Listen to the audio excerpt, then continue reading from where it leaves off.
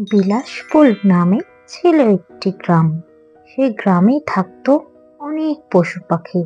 তারা বেশ আনন্দেই দিন কাটাচ্ছিল। সে আনন্দের মধ্যেই গ্রামবাসীদের মধ্যে একজনের মাথায় এলো কোনো প্রতিযোগিতার কথা।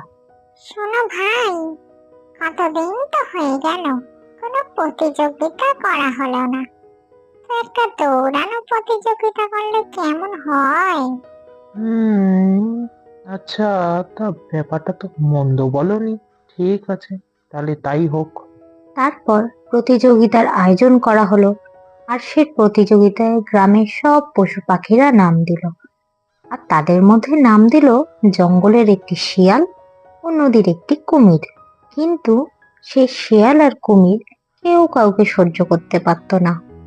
এই, তুই এখানে এসেছিস কেন? কেন রে শিয়াল?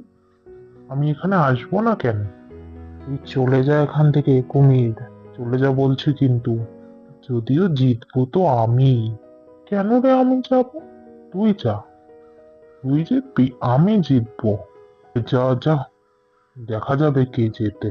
তারপর তারা প্রতিযোগিতা শুরু করে দিল। যথাযথ সবাই দৌড়ানো শুরু করলো। সবাই নিজেদের মতোই দৌড়াচ্ছিল।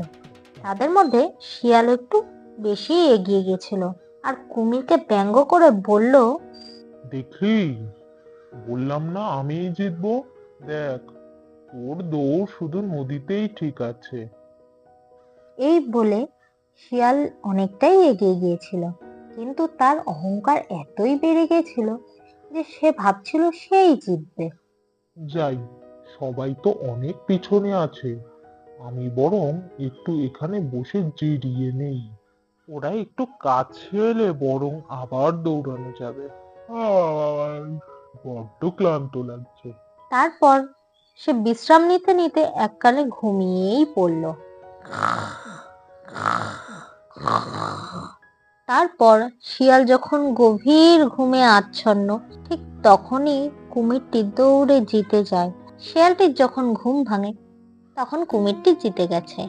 আর শিয়ালটি তখন মনে মনে খুব পস্তাচ্ছিল যে সে যদি ঘুমিয়ে না পড়তো তাহলে হয়তো সেই জিততো। এই ভুলের মাধ্যমে শিয়ালটি বুঝতে পারলো যে সে খুব অহংকার করে ফেলেছে। তারপর কুমিরটি শিয়ালটিকে বলে উঠল, বন্ধু, দেখলে তো তুমি, অহংকার ভালো, বেশি অহংকার ভালো না। ঠিকই বলেছিস তুই।